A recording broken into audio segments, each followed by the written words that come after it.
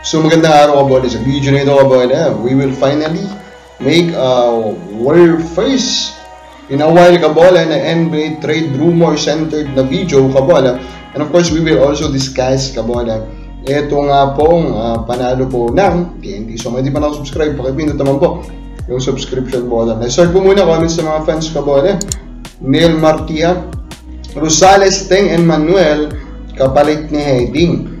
If this is the return kabola na makukuha po ng terra firma in exchange for the right to Heading, I think I will be fine with this already.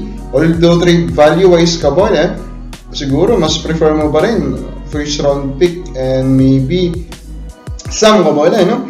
Pero this is not bad already kasi Rosales and Manuel ay of course capable players and Teng is nasa prime po niya. William Lim, si Jiwan Bohot, sana mapunta daw sa Rain or Shine. I'm pretty sure he will be used there properly. Alam naman natin kung paano po gumamit si Coach Yen Giao. William Lim ulit, I think nilista niya po yung mga Grand Slam.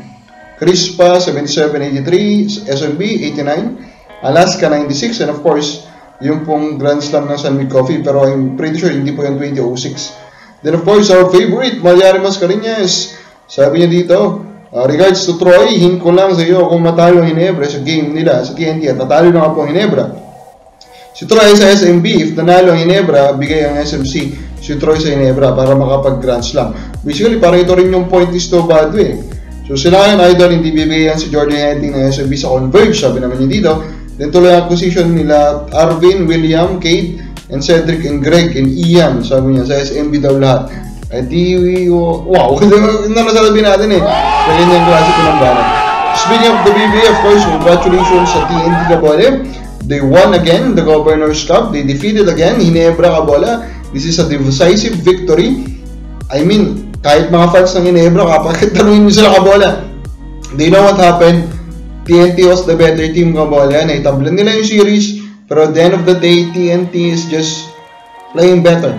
Especially in the defensive end. Their defense is one of the most fundamentally sound na klase ng depensa na nakita natin in a while. It rivals yung pick ng Magnolia Hotshots under Coach Chito Victorero. Pero this one is even better kasi nga the main proponent nito o yung kanila pong main guy is RHJ, and yung level po ng defense na RHJ is NBA caliber kabola. Kaya talagang sobrang solid na na-build na defense po ni Coach Chot Reyes kabola. They deserve this. Jason Castro, amazing ng Batax first championship kabola. Kelly Williams showed up kabola in this one. On the other hand, Ginebra, obvious all na po kabola. Brown is old. It's time for them to make a hard decision. Maybe not this Commissioner's Cup, but next year, next season kabola. Maybe Commissioner's Cup will be the final one for Justin Brownlee. And unfortunately for him, Ronday will still be there, kabola. So that's now the question. Siguro sasabihin na Ginebra, Jamie will now be here. And yes, it could be the game-changing na pagbabalik na kailangan po nila. Now, ang pinakamainit po ngayon na trade rumors, first po is the Chicago Bulls.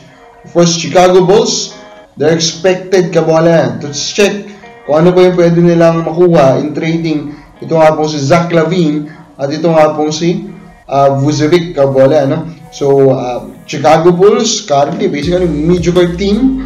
Alam naman natin, alam na mga NBA teams yan at the mediocre level, at the middle kabola. They do not like that because they're not tanking to get a superb or blue chip prospect.